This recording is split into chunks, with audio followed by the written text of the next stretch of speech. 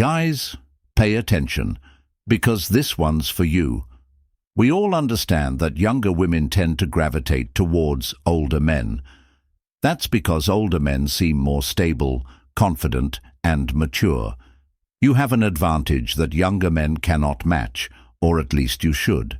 However, the unfortunate reality is that the majority of older men unknowingly sabotage their chances with younger women. I have observed numerous men in their 40s, 50s, and beyond who have everything going for them, and we are not referring to minor infractions. These actions are extremely unappealing. Rather than portraying themselves as the self-assured, grounded individual that every younger woman aspires to, they project an image of being out of touch, desperate, or worse.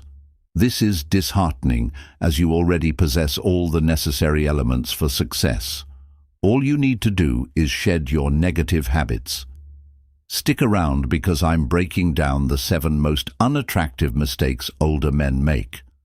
Avoid these, and not only will you stand out, you'll see women looking at you in a whole new way. Also, don't forget to click the subscribe button.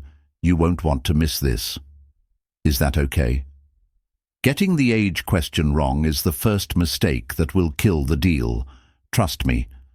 Imagine yourself engaging in a conversation with a stunning younger woman, and everything is going smoothly. The atmosphere is impeccable, and then, out of the blue, she inquires, "So, how old are you now at this precise moment?" This prompts a significant number of men to experience a state of panic, as they either freeze or crumble like a soufflé that has been removed from the oven prematurely. Some nervously announce, I'm 47, with a voice that is so trembling that it could be mistaken for a job interview. Others attempt to awkwardly laugh it off and change the subject, which only serves to further complicate the situation. And let's not even mention the individuals who appear to be experiencing a midlife crisis in real time, as they shift in their seats, avoid eye contact, or stammer as if they were caught sneaking out past curfew. Here's the thing though, you're not fooling anyone when you act unsure or insecure. In that moment, you're sending a loud and clear signal that you see your age as a problem. And guess what? If you think it's an issue, she will too. That small flicker of doubt you show her will make her wonder, wait, should I care about his age more than I do right now? But here's the truth. Bomb you need to hear. It's not your age messing things up. Nope. It's how you're framing it. Confidence. The key is to remain calm and unaffected by this question, my friend.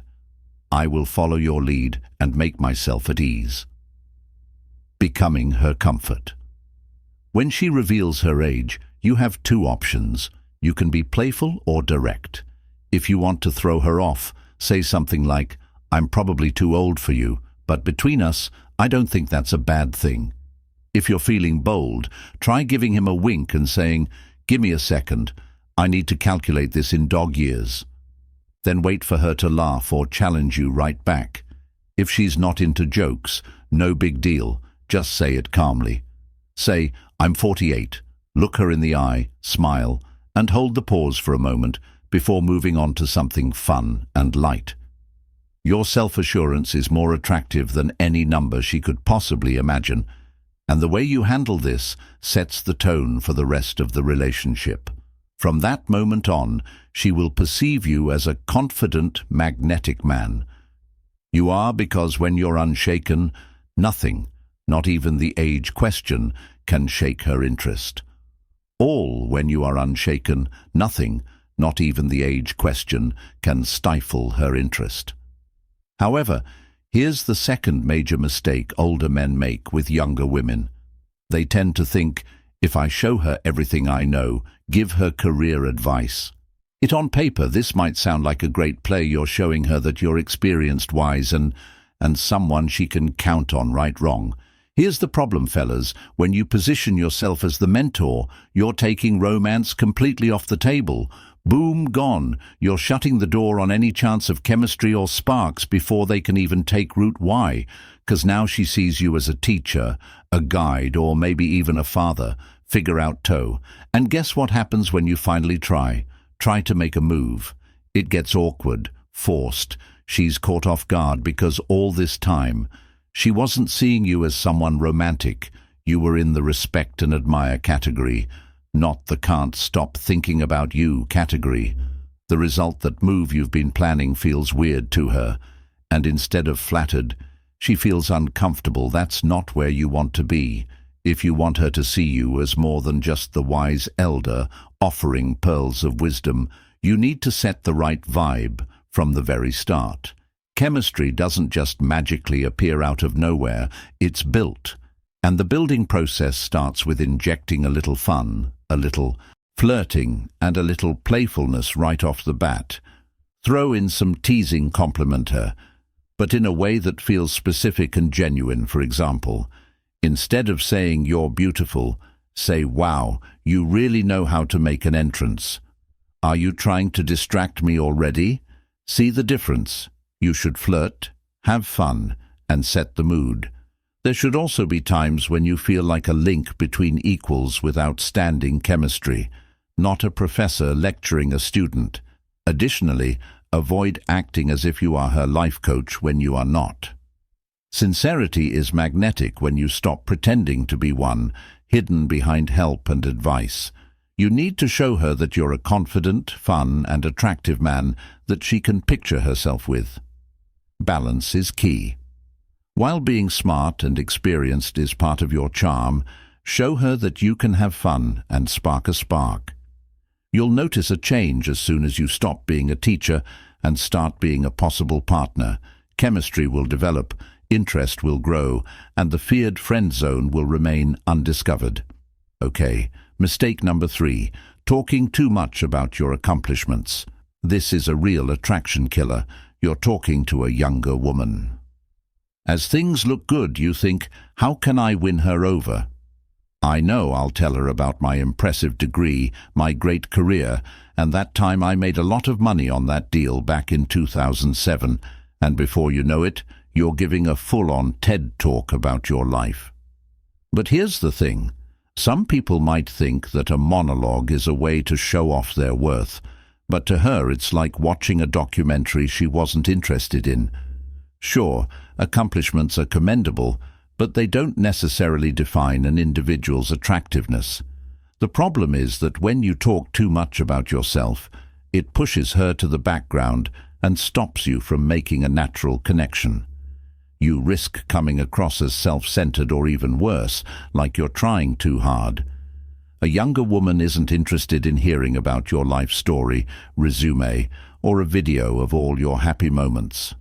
What she really wants is someone who will listen and be interested in her. This is where many older men fall short. Attraction isn't about boasting about your accomplishments.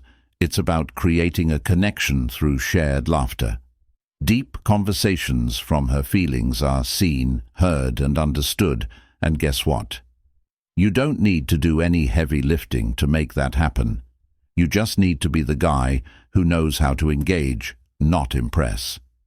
Here's the play. Keep your achievements tucked away. You don't need to throw them onto the table all at once like poker chips at a casino. Trust me, the more naturally you share your achievements, the more impactful they will be.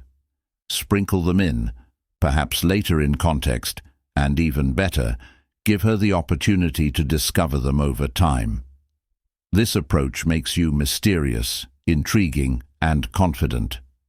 Instead, shift your focus and focus on her, asking questions that light her up. What's her passion? Where has she dreamed of going? When was the last time she laughed so hard she cried? Be genuinely curious. Playful teasing can also be beneficial if she mentions her love for cooking. I have the ability to impress anyone with my cooking skills, or perhaps I should say, oops, I have a knack for cooking, even if it results in burnt toast. Watch her smile and open up, because a confident and self-assured man doesn't need to hide. Wow, what a wonderful guy he is. His energy exudes confidence, and he maintains a calm and grounded demeanor. Vibe his attention and the balance he creates in the conversation. That's what draws her in. You don't have to prove yourself. She can already feel your worth in the present. Keep it light and balanced, and most importantly, let her see the real you without all the over-the-top self-validation. That's how you stay out of the "what's his resume" zone and into the "I can't stop thinking about him" zone. Killer making a statue of her. In this case, you're looking at a young woman who is absolutely beautiful. Her presence is truly captivating. She's lively and maybe even a little scary. All of a sudden, your brain goes into overdrive. Panic sets in as you realize you can't mess this up. She's far beyond my capabilities. Before you know it, you're doing everything you can to impress her.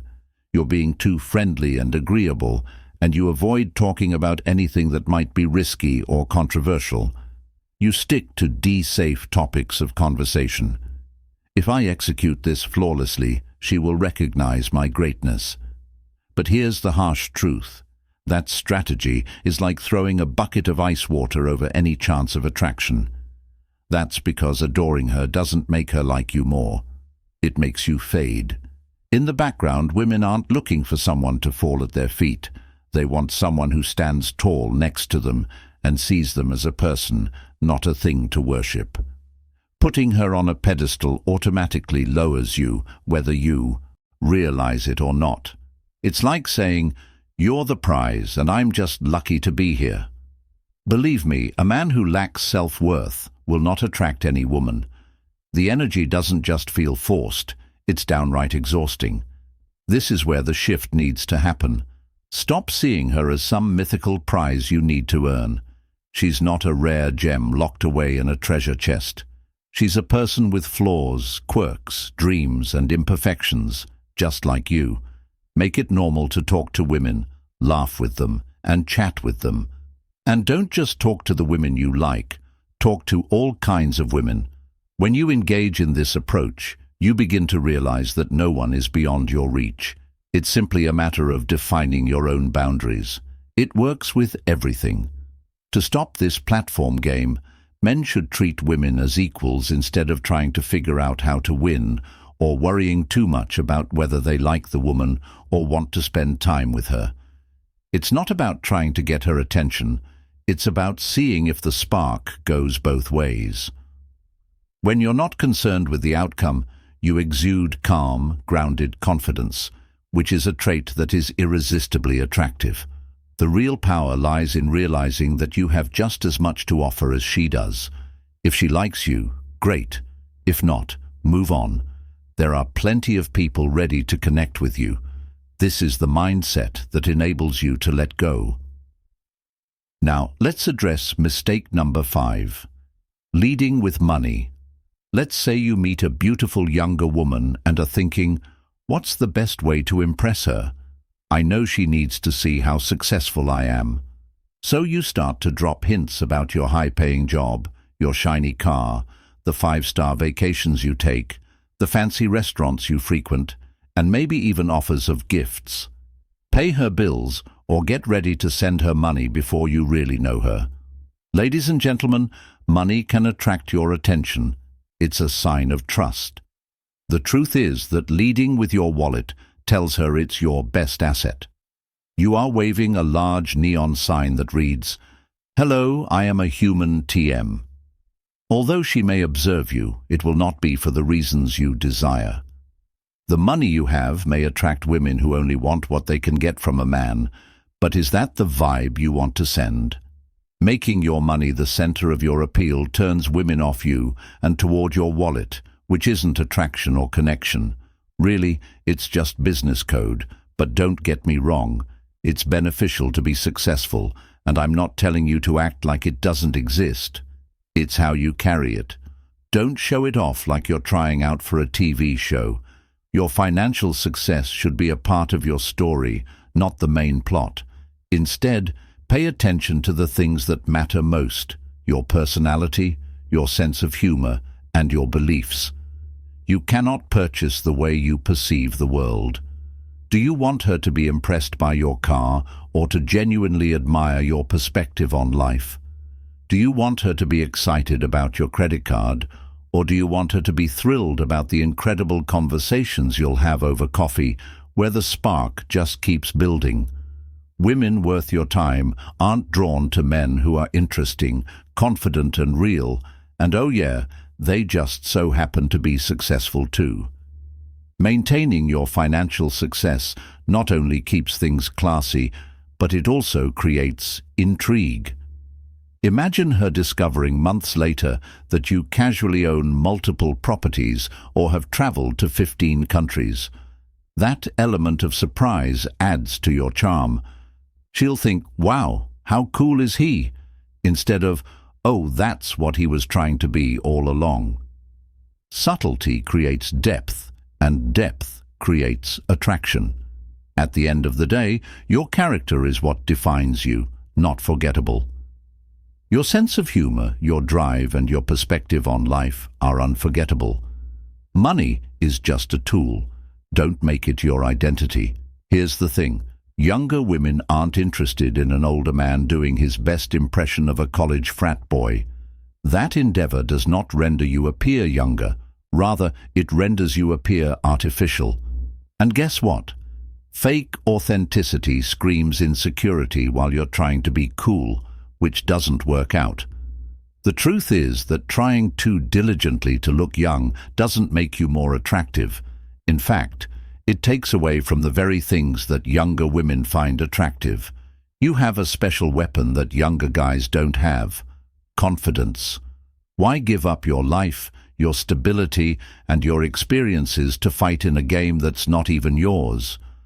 Being older can help you if you know how to use it. A man who is confident in himself, looks good, and doesn't have to follow every trend will always stand out.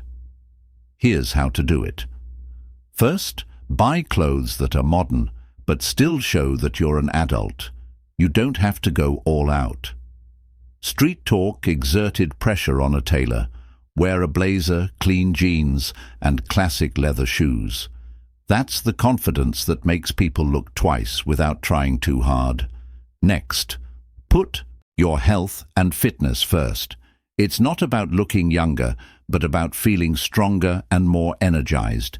It gives off a powerful vibe that no trendy outfit can copy.